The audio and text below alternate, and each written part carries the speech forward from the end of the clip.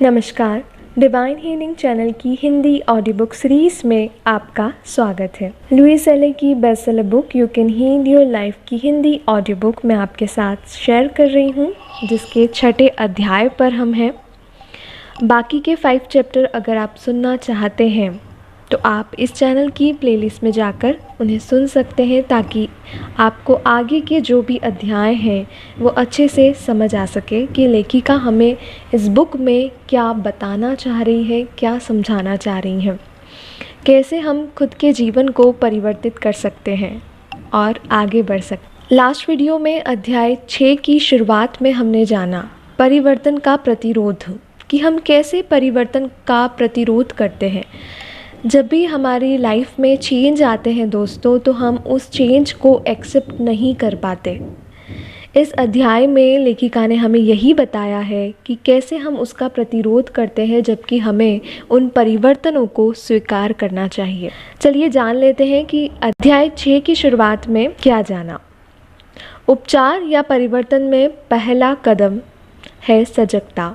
जागरूक होने से सबक सीखे जा सकते हैं, जिसमें हमें लेखिका ने बताया कि हमें किस प्रकार अपने कार्यों को लेकर, अपने विचारों को लेकर जागरूक होना चाहिए, ताकि हम सही सबक सीख सकें।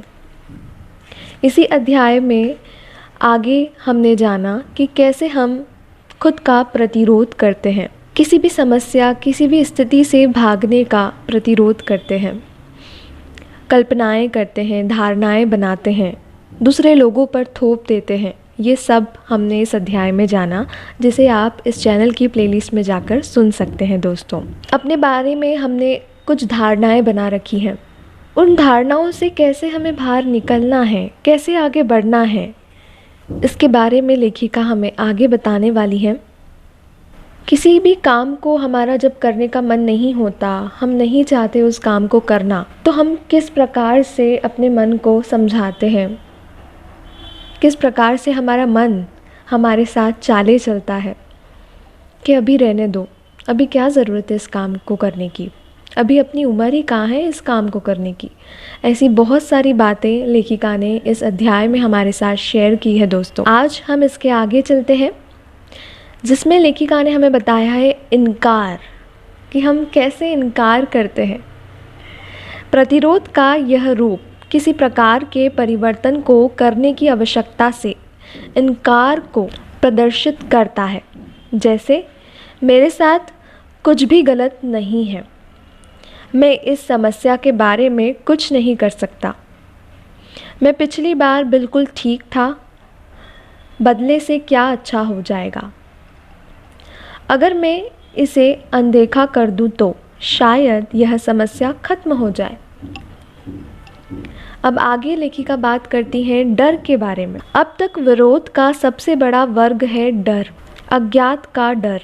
इन्हें देखिए, मैं अभी तैयार नहीं हूँ, मैं सफल हो सकता हूँ, मैं असफल हो सकता हूँ, वे मुझे मना कर देंगे, पड़ोसी क्या सोचेंगे, मैं अपने पति या पत्नी को बताने से डरता या डरती हूँ, मुझे चोट लग सकती है, मुझे बदलना पड़ सकता है, इससे मेरे पैसे खर्च हो सकते हैं, मैं पहले मर जाना पसंद करूँगा या पहले तलाक ले लूँगा, मैं नहीं चाहता कि किसी को मेरी समस्या के बारे में पता चले, मैं अपनी भावनाओं को व्यक्त करने से डरता हूँ, मैं इस बारे में बात करना नहीं चाहता, मेरे पास इन सब के लिए ऊर्जा नहीं है, पता नहीं अंत में मेरे साथ क्या हो, मैं अपनी आज़ादी खो सकता हूँ, यह करना बहुत कठिन है,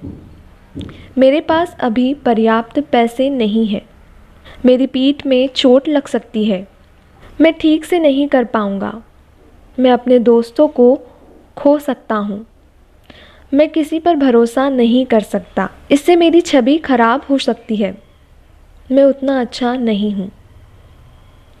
इस सूची में और भी बहुत कुछ है। क्या आपको लगता है कि आप इनमें से किसी तरीके से अपना प्रतिरोध जताते हैं? इन उदाहरणों में प्रतिरोध देखें। एक ग्राहक मेरे पास आई क्योंकि वह काफ़ी पीड़ा से गुजर रही थी। 3 अलग अलग सड़क दुर्घटनाओं में उसकी पीठ, गर्दन और उसका घुटना क्षतिग्रस्त हो चुका था। फिर भी वह लेट थी। उसके लिए अपनी समस्याएं बताना आसान था, लेकिन जिस समय मैंने कहा थोड़ी देर मुझे कुछ करने दो, हर प्रकार की परेशानी शुरू हो गई। उसके कॉन्टैक्ट लेंस उसे तकलीफ देने लगे। वह किसी और कुर्सी पर बैठना चाहती थी। उसे बाथरूम जाना पड़ा।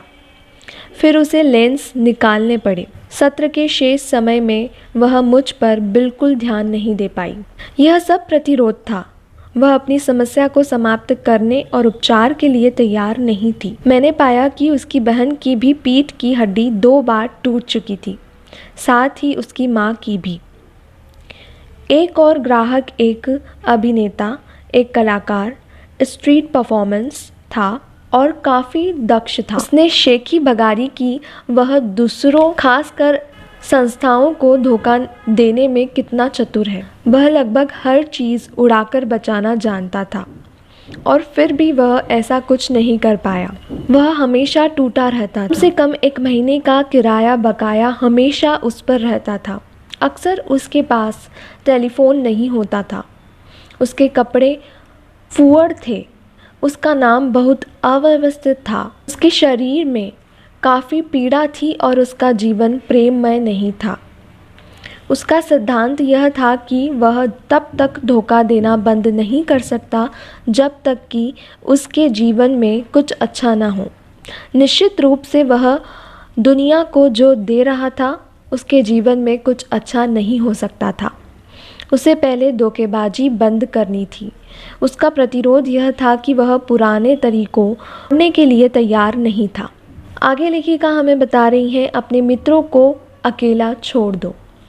अक्सर अपने आप में परिवर्तन लाने के लिए मेहनत करने की बजाय हम यह सोचते हैं कि हमारे किन मित्रों को बदलने की ज़रूरत है। यह भी प्रतिरोध है। अक्सर ऐसा होता है दोस्तों, हम हमारे बारे में नहीं सोचते कि हमें कहाँ चेंज करना चाहिए, कहाँ हमारे नेचर में हमें बदलाव करना चाहिए, बल्कि हम ये सोचते हैं कि वो वहाँ गलत है, उसको उस जगह सुधार करना चाहिए, उसके नेचर में उसको सुधार करना चाहिए। ये तो कोई बात नहीं होती कि वो मुझे आके बोलती रहती है या बोलता रहता है। पहले उसे खुद सुधरना होगा, उसके बाद मेरे पास आए। ऐसी बहुत सारी बातें हमारे दिमाग में चलती रहती है दोस्तों, है ना? आपके दिमाग में भी चलती होंगी। अक्सर हम खुद को सुधारने से पहले दूसरों को सुधारने की कोशिश करते हैं।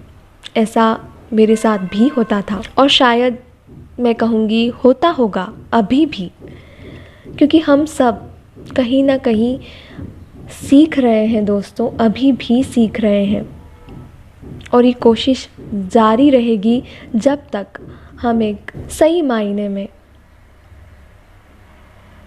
अपनी कोशिशों पे पूरे नहीं उतरते। चलिए आगे बढ़ते हैं। मेरे काम के शुरुआती दिनों में मेरे पास एक ग्राहक थी जो मुझे अस्पताल में पड़े अपने सभी मित्रों के पास भेज देती थी। उन्हें फूल भेजने की बजाय वह उनकी समस्याओं को हल करने के लिए मुझे भेजती थी।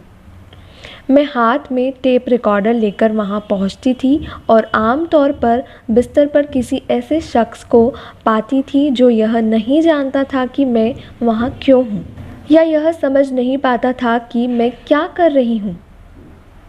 उस समय मैंने यह नहीं सीखा था कि किसी के अनुरोध करने पर ही उसका उपचार करना है।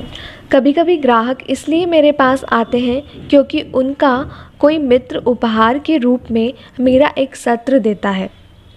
आमतौर पर यह काम नहीं करता और वे शायद ही लौटकर वापस आते हैं। जब कोई चीज़ हमारे कारगर होती है तो हम अक्सर उसे दूसरों के साथ बांटना चाहते हैं, लेकिन शायद वे उस समय और उस जगह बदलाव के लिए तैयार ना हों। जब हम परिवर्तन के लिए तैयार हों उस समय परिवर्तन करना काफ़ी कठिन होता है, लेकिन किसी और को बदलने की कोशिश करना जब वह ऐसा नहीं करना चाहता असंभव है और यह एक अच्छी मित्रता को ख़त्म कर सकता है। मैं अपने ग्राहकों पर ज़ोर डालती हूँ क्योंकि वे मेरे पास आते हैं। मैं अपने मित्रों को अकेला छोड़ देती हूँ। तो दोस्तों, किसी को बदलने के लिए ज़ोर ना दें। सबसे पहला हमारा कर्तव्य है खुद में बदलाव लाना, खुद की आदतों को बदलना। हो सकता है हम में भी ऐसी कई आदतें हों जो दूसरों को परेशान करती हों, दुख देती हों। दूसरों को हमारी आदत भी तो हो सकता है पसंद ना आए। तो सबसे पहला हमारा काम खुद को देखना है, खुद को जानना है कि हम कहाँ गलत हैं और कहाँ सही हैं। आज के लिए इतना ही। आगे इसी 6 अध्याय में लेखिका ने दर्पण कारगर है इसके बारे में हमें बताया है, जिसे हम नेक्स्ट वीडियो में कवर करेंगे। धन्यवाद।